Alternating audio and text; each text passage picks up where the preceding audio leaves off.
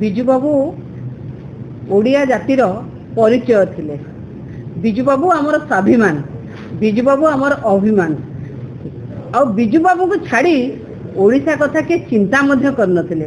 प्रकृत पक्षरे जदि ओडिया अस्मिता किए कहे ताहले मो बिजू बाबू को कहबी।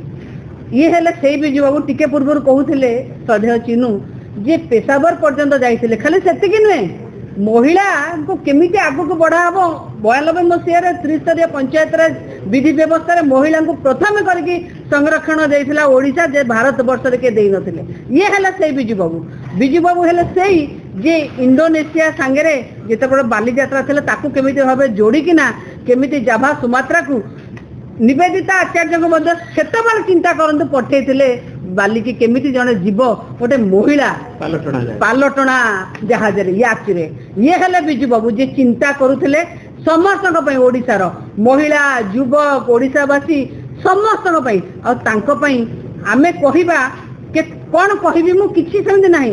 सूर्य को गोटे दीप की टॉर्च देखेबा जा बिजू बाबू को ऊपर कहिबा होती सैया हमर जेते कहिले परा कहली जेते कहिले मध्य कम सी हेले सेई भली जने महान पुरुष जे कहिचंती जे मनटा छोट कले जातिटा छोट हो जाए, मन बड़ कले जाति बड़ हुए।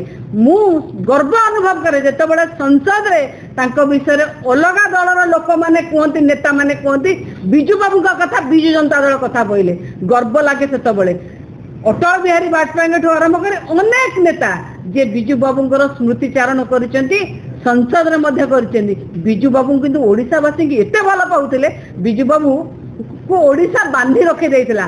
चाहिथिले बिजू बाबू बहु क्वाड जाय कि ना केते कोटी जाई नेता इता बिजू बाबू ओडिशा छाडी के कोडी जीवाबू चाहि नांती। ओडिशा पई ओडिया लोकन पई ओडिया जाति पई जे संग्राम करथले सी होउचंती बिजू पटनायक। एनु जेतेबेले 29तम तिरोधामन दिवस आमे करिवु 17 तारिख रे जे प्रबाद पुरुष दिवस समस्त को आमे मध्ये आपन को मध्ये निमंत्रण करूचे एवं याको खूब भलरे करिवा।